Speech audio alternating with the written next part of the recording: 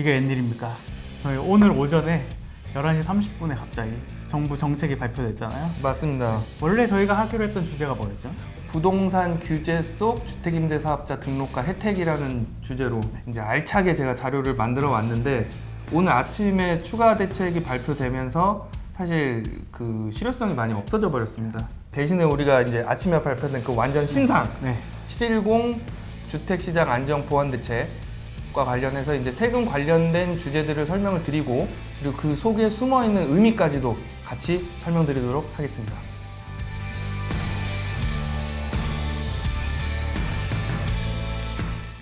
안녕하세요. 네, 저는 머니방에서 무엇이든 주어하는 수줍은 이 기자입니다. 예, 머니방위대에 새로 합류한 하나은행 임경인 세무사입니다. 저희 이제 새롭게 합류하게 됐는데 저희 한번 구독자분들의 자산을 지키기 위해서 한번 열심히 힘써 주시기 바랍니다. 예, 시청자분들의 자산을 지키기 위해서 최선을 다하겠습니다. 이제 대책이 또 나왔는데 사실 이게 이번 대책도 여러 내용이 있잖아요. 맞습니다. 크게 몇 가지로 구분이 될 수 있을까요? 한 5가지 정도로 구분할 수 있을 겁니다. 결국에는 이제 다주택자들 관련된 내용이기 때문에 이제 다주택자들이 주택을 추가로 취득할 때, 그리고 보유할 때, 마지막 처분할 때 관련된 세금들이 들어있다고 생각하시면 됩니다.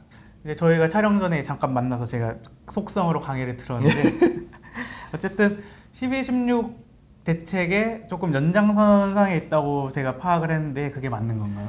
그렇죠. 저도 사실 벼락치기를 좀 했는데 내용들을 이렇게 이해하시면 될 것 같아요. 12, 16 때도 이런 비슷한 내용들이 있었는데 대책에 들어있다 그래서 그게 바로 다 반영이 되고 시행되는 건 아니고 법을 바꿔야 되는 과정들이 필요합니다. 근데 그 법이 개정이 안 된 부분을 오히려 한층 더 강화해서 이번 대책에 포함시켰다.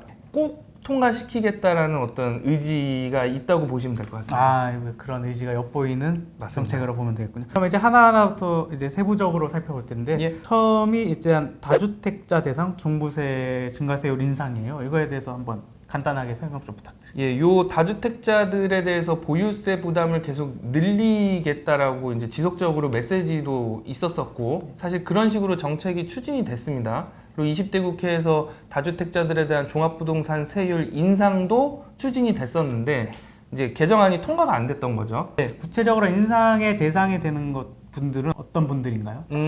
종합부동산세 측면에서 이제 그 페널티를 보는 다주택자라 하면 조정 지역에서 2주택 이상 갖고 계시거나 지역 상관없이 3주택 이상 자들이 해당한다고 생각하시면 됩니다. 그러면 모든 3주택자 이상인 분들은 다 적용이 되고, 맞습니다. 2주택자 중에서는 조정 지역에서 2개를 가지고 맞습니다. 그 인상폭은 어떻게 되나요? 12, 16 대책 때 그 다주택자들에 대한 세율 인상이 한번 담겨 있었었는데 어쨌든 통과가 안 됐고, 지금 올해 2020년도에 계산되는 종합부동산 세율하고 오늘 발표된 다주택자들에게 적용되는 세율을 비교를 하면 대략 한 2배 정도씩 올라간다고 생각하시면 됩니다. 구간마다. 아, 구간마다 2배. 예. 지금 자료가 나갈 건데 현행 만약에 8억에서 이제 가격마다 다른 거죠? 그렇죠. 예. 맞습니다. 우리나라 뭐 거의 대부분 세금이 가액이 커지면 커질수록 적용되는 세율이 높아지잖아요.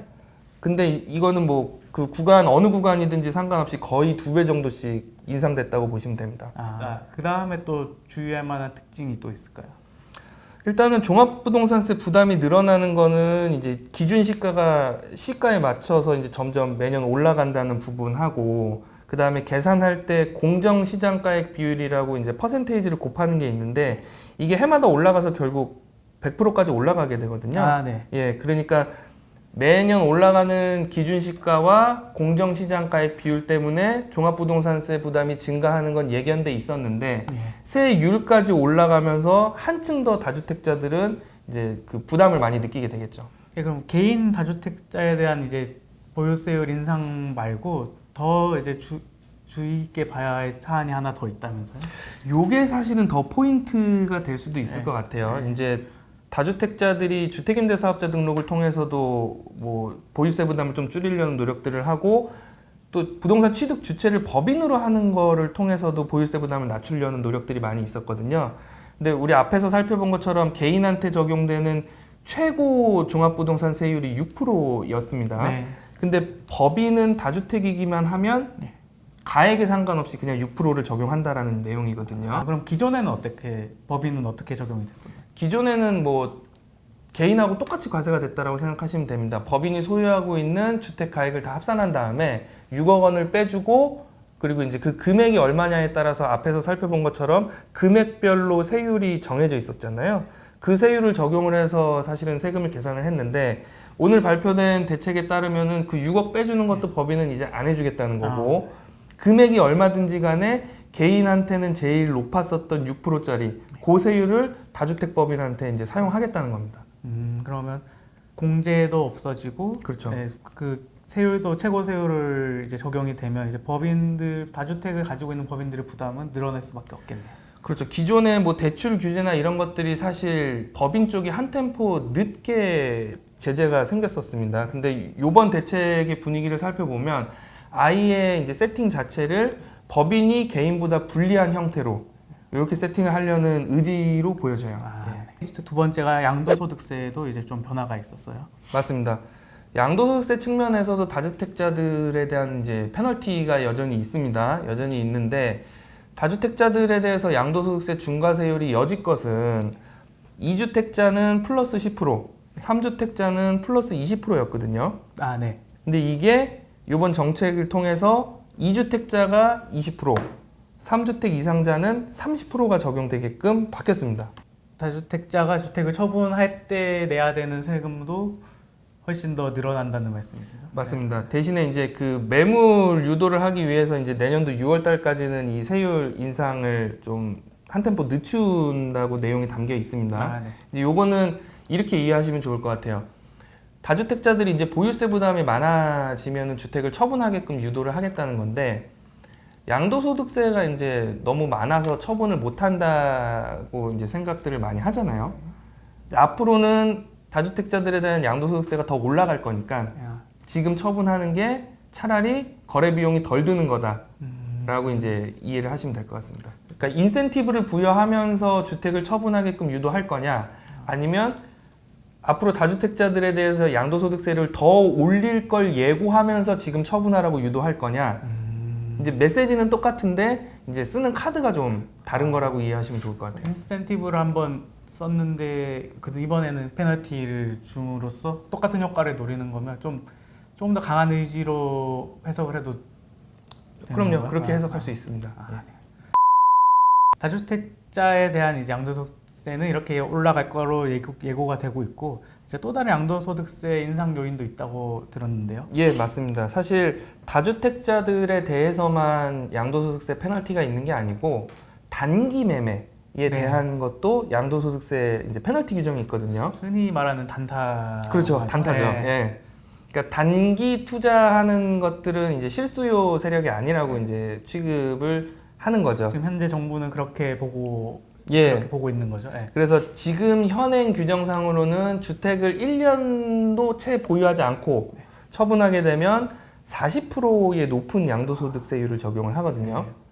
근데 요게 1216 부동산 대책에서 이제 1년 미만은 50%, 2년 미만은 40% 이렇게 이제 바꾸려고 했었습니다. 근데 오늘 발표된 자료에 따르면 1년 미만이 70%, 그리고 2년 미만은 60% 이렇게 높은 양도소득세율을 적용하겠다고 이제 발표를 했죠. 그러면 12, 16대 하려고 했던 것보다 20%포인트 맞습니다. 이상이나 더 높아진 거면 예.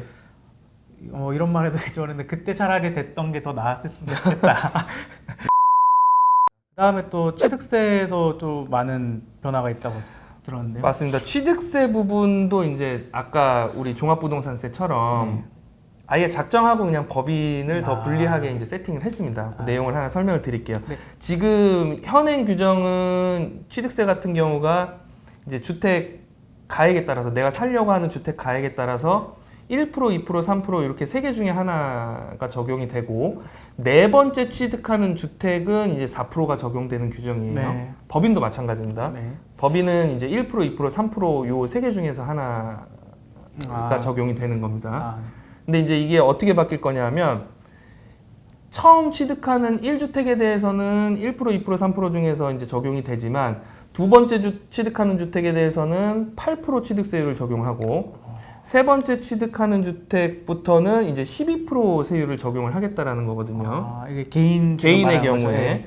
근데 법인은 그냥 12%. 아, 그럼 지금 제가 보기로는 개인만 해도 엄청난 지금 상승이 취득세가 오른 건데 맞습니다. 지금 1%, 2%, 3% 최대 해봤자 3%였는데 2주택이 8%까지 오른 거면 2배 이상 오른 거고 맞습니다. 4주택도 4%였는데 4주택 이상이 4%였는데 12%면 3배 이상 맞습니다. 3배 오른 거고 특히나 법인은 그러면 주택수 상관없이 이렇게 되는 건가요? 예, 법인은 그냥 12%입니다. 아, 그냥 1주택을 취득하더라도 예. 12%의 취득세를 예, 내야 맞습니다. 된다. 그럼 아까 말씀하셨듯이 개인보다 법인을 아주 불리하게 만들어 놓는 그렇죠. 이거는 애초에 그냥 법인 쪽에 불이익을 주려고 네. 예, 이렇게 만든 거라고 해석을 해야 됩니다. 개인으로 가지고 있다가 법인으로 부동산에 전환을 한다던가 그런 그렇죠. 방안이 있는데 그런 거는 또 어떻게 되는 건가요? 그러니까 법인이 이렇게 취득세율이 높으면 네. 이제 어떤 분들은 개인으로 취득을 했다가 이제 법인으로 바꾸면 되지 않을까 이제 네. 이런 창의적인 생각을 하시는 분들이 계시죠. 이제 그런 분들이 노리는 거는 개인으로 취득할 때 취득세를 한번 내고 그다음에 법인으로 전환할 때 취득세를 한 번 더 내지만 네. 일정한 요건을 갖춰서 이제 법인 전환을 하게 되면 그 취득세를 상당히 감면을 해주는 규정이 있거든요. 그러니까 그거를 노리고 이제 법인 전환을 한번 하는 게 낫지 않을까라고 생각을 하시는데 요 밑에 보면은 그 내용이 들어있죠. 네. 부동산 매매업이나 임대업으로 이제 법인 전환하게 되면 현물 출자하게 되면 네. 취득세 감면 혜택을 주지 않겠다. 아. 그러니까 그냥 두 번을 다 온전히 내라는 겁니다. 아. 취득세를. 그러면 예를 들어서 제가 1주택을 사서 이제 뭐 예를 들어 3%의 그 취득세를 냈다. 그다음에 법인을 전환하면 감면 없이 12%를 한 번 더 내야 그렇죠. 되는 거죠. 맞습니다. 아, 이거는 좀 개인적으로 궁금한 건데 그럼 법인이 부동산 시장 과열에 조금 요인이 있는 건가요? 아니면 다른 이제 비판 여론을 이식해서 했다고 보면 되나요? 이거는 뭐 자르면 되는 거니까. 예. 사실은 뭐 통계나 이런 거를 확인해봐야 정확하게 알 수 있을 것 같기는 한데 이제 좀 상징적인 의미가 큰 것 같아요. 뭐 수요를 따져 보면은 개인 쪽이 압도적으로 많지 않겠습니까? 아, 예. 네 번째는 좀 특수한 케이스기는 한데 이제 신탁이라는 겁니다. 신탁을 하게 되면 이제 그 등기부 등본에 소유권자가 이제 신탁 회사로 바뀌게 됩니다. 요 바뀌게 되면 여지껏은 재산세나 종부세 같은 거에 이제 납세 의무자가 그러니까 세금을 내는 사람이 신탁 회사가 됐었습니다. 수탁자라고 표현을 하는데 이렇게 되면 무슨 문제가 발생하냐면 다주택자들이 신탁을 한 채 맡겨 놓으면 종합부동산세도 기본적으로 다주택자들은 높은 세율이 적용되게끔 구조가 돼 있었잖아요. 우리 앞에서 본 것처럼. 네. 근데 하나를 신탁을 맡겨 놓으면 다주택자가 아닌 것처럼 이제 종합부동산세가 계산되는 이런 상황이 있었었는데 어찌 됐든지 간에 신탁을 맡기더라도 원래 소유주인 내 것처럼 주택수를 합산하고 가액을 합산해서 종합부동산세를 이제 납부하게끔 네. 이렇게 이제 변경될 예정입니다. 아, 예. 그러면 예전 같은 경우는 이제 신탁 수수료랑 그 종합부동산세 이런 거 여러 측면을 고려해서 그 신탁을 맡기는 경우가 있었다면 이제는 종합부동산세 절감 효과는 사실 없다고 보면 되는 거예요. 만약 이게 개정이 되면. 그렇죠. 기존에도 뭐 그 이유 때문에 뭐 신탁을 맡기지는 않았을 네. 거고 뭐 신탁을 맡기는 부수적인 효과로 이제 종합부동산세 부담이 변동되는 그런 내용이 있었었는데 이제는 신탁 계약하고는 관계없이 신탁 계약을 하더라도 당초대로 종합부동산세가 과세가 된다는 얘기입니다. 마지막 이제 원래 저희가 사실 그렇죠. 준비했었던 주제 드디어 주된 나왔네요. 주제인데 예. 예. 등록 임대사업제 이제 흔히 말하면 이제 주택 임대사업자 등록에 관한 내용이죠. 예. 맞습니다. 이거 그거에 대해서 한번 얘기를 나눠볼게요. 예, 주택임대사업자 내용 나오니까 이렇게 반가울 수가 없네요. 이제 주택임대사업자 등록 제도가 이제 폐지됐다라고 생각하시면 됩니다. 기본적으로는. 네. 그래서 세제 혜택이 부여되던 이 주택임대사업자가 폐지가 됐고 여전히 가능한 거는 이제 아파트가 아닌 주택들, 아파트가 아닌 주택들은 이제 뭐 가능한 거죠. 근데 대부분 주택임대를 하시는 분들이 이제 아파트를 취득해서 사업자 등록을 하고 세제 혜택들을 적용받는 구조를 일반적으로 생각하기 때문에 우리가 기존에 생각하던 그 주택임대사업자 제도는 이제 없어졌다고 생각하시면 됩니다. 사실상 실효성이 거의 없어졌다. 맞습니다. 예.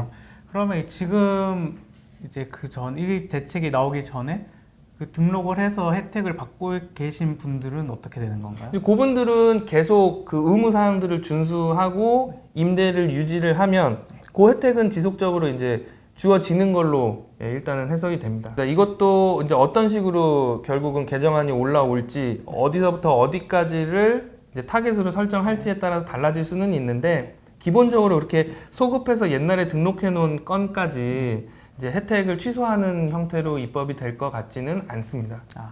그러면 뭐 만약에 그 소급 적용이 된다고 치면 지금 등록에 돼 있는 분들은 이거를 해지한다고 해야 되나요? 그게 가능한 건가요? 그렇죠. 원래는 등록을 해놓고 의무 임대 기간 내에 이 임대 행위를 안 해버리면 적용받았었던 세제 혜택도 전부 이제 추징당하고 과태료까지 추가로 내야 되는 상황이었었는데 이제 요 임대사업제도를 폐지를 하면서 그 자발적으로 본인이 이제 더 이상 안 하겠다라고 하면 과태료 없이 그만할 수 있게끔 예, 그렇게 내용이 들어와 있습니다. 유예 기간을 둔다고 그러면 생각을 하면 돼요. 일종의 이제 나오고 싶은 사람은 나가라. 그렇죠. 이제 네. 빠져나갈 사람은 빠져나가고 네. 이제 밑에 보시면 아시겠지만 또 내용이 하나 들어와 있는 게 이제 네. 주택임대 사업자들에 대해서 관리 감독도 더 타이트하게 하겠다라고 얘기를 했거든요. 그러니까 이제 자세하게 들여다 볼 건데 네. 자신 없거나 하기 싫은 사람은 불이익을 안 줄 테니까 지금이라도 나갈 수 있게 해주고 계속 할 사람은 하는 동안 세제 혜택은 줄 걸로 예, 그렇게 이제 일단 해석이 됩니다. 그럼 관리 감독이 강화된다고 하셨는데 지금 뭐 혹시 보시는 분들 중에 혜택을 계속 유지하고 싶어서 이거를 등록을 유지하겠다 하시는 분들이 있는데 뭐 강화가 되는 그 관리 사항 중에 의무 사항이죠. 의무 사항이 어떤 것들이 있을까요? 기본적으로 생각해야 되는 게 이제 계약할 때 표준 임대차 계약서를 작성을 하고 이제 그 신고를 하셔야 되고 그리고 의무 임대 기간 본인이 이제 등록해 놓은 기간이 있거든요. 그 기간 동안 뭐 처분하거나 본인이 이제 들어가서 갑자기 살거나 그러면 안 되고 계속 이제 임대를 하셔야 되고 그리고 이제 가장 중요한 포인트가 이제 임대료 증액 제한이 있거든요.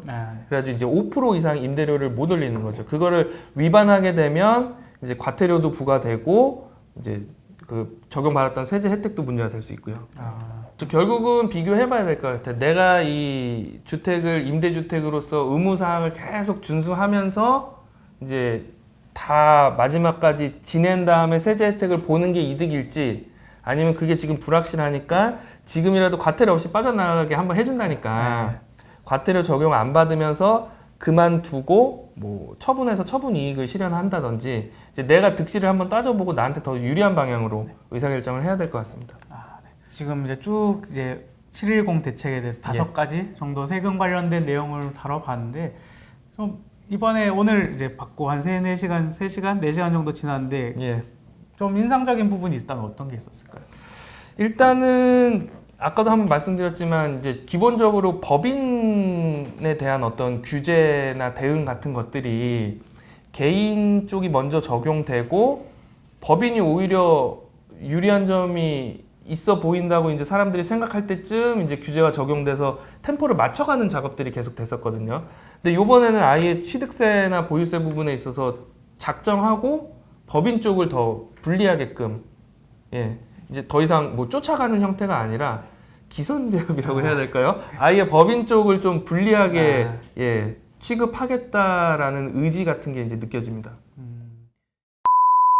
네, 이렇게 오늘 갑자기 주제가 바뀐 촉박한 시간 속에서도 이렇게 알기 쉽게 잘 설명을 해주셔서 저도 그렇고 이제 시청하시는 분들도 많은 도움이 됐을 것 같습니다.